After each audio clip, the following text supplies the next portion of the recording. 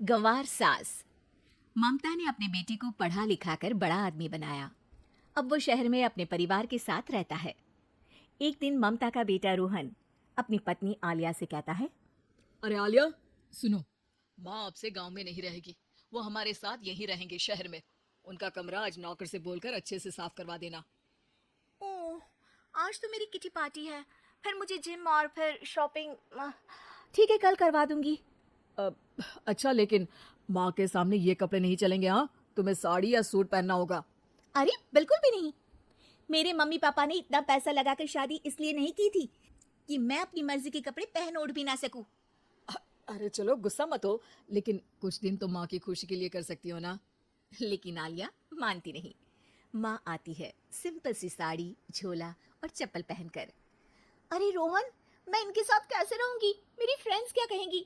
ये तो पूरी गंवार लग रही है। आलिया, माँ गांव में रहती थी इसलिए ऐसी हैं।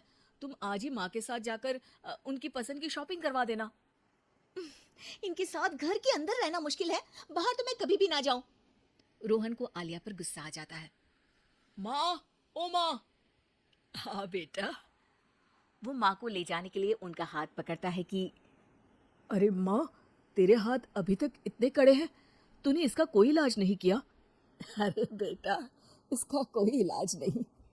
वैसे भी मुझे कोई शर्म नहीं कि मेरे हाथ मुलायम नहीं है, क्योंकि इन्हीं हाथों से मेहनत कर मैंने तुझे बनाया है बेटा। अगले दिन। माँ, मैं ऑफिस जा रहा हूँ। कुछ लाना हो तो आलिया को बोलकर फोन करवा देना। रोहन के जाने के बाद, आप ना आज कमरे में ही रहिएगा, घर में पार्टी है, मेरी सहेलियां आ रही हैं, मैं उन लोगों के सामने आपको नहीं ला सकती हूँ।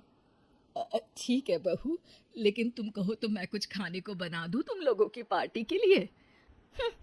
वो लोग सिर्फ कॉन्टिनेंटल या थाई फूड ही खाते हैं। कोई बात नहीं, कभी इंडियन खिलाने वाला कोई मिला नहीं होगा ना। मैं बनाकर कमरे में चली जाऊंगी। जैसे आपकी मर्जी। आलिया के घर उसकी दोस्त आती हैं, पार्टी होती है। अरे वाह आलिया, ये क्या है खाने में? बड़ा ही स्वादिष्ट है यार, इसकी रेसिपी मुझे चाहिए। हाँ, और ये दाल, ओ माय गॉड, मैंने तो किसी 5 स्टार में भी ऐसी दाल नहीं खाई है। यार तू कुक को यहाँ बुलाना। अब आलिया घबरा जाती है। हाँ हाँ हाँ, क्यों नहीं। माँ जी जरा बाहर आइए। आलिया की सास सिंपल सी साड़ी और गांव के अंदाज में आती है। अरे बहू, क्या हुआ? खाना पसंद नहीं आया क्या? बहू? अरे ये गांव से दिखने वाली औरत तुम्हें बहू क्यों बोल रही है? कौन है ये? वो हमारी नई नौकरानी है। सास बहू की बात सुनकर बहुत दुखी हो जाती है। वो सर झुकाकर जा ही रही होती है कि एक सहेली बोल पड़ती है।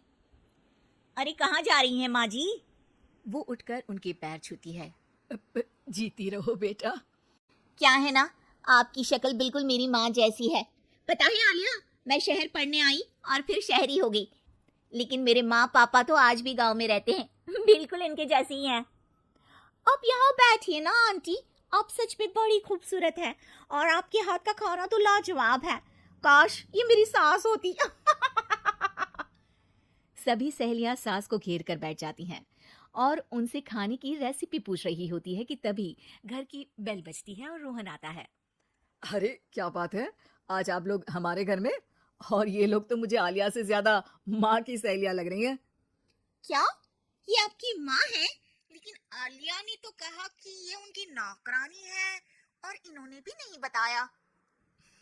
वो नहीं बताएंगी, क्योंकि उनके लिए बच्चों की इज्जत और उनकी खुशी सबसे पहले है।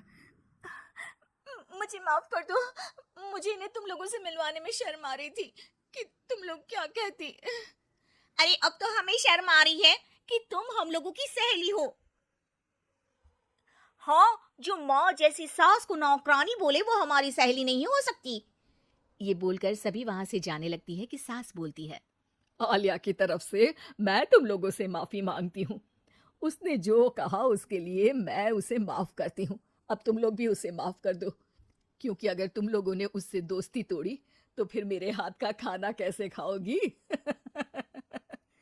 नहीं नहीं आंटी, जरूर आएंगे, लेकिन अब आलिया की नहीं बल्कि आपकी सहेली बनकर।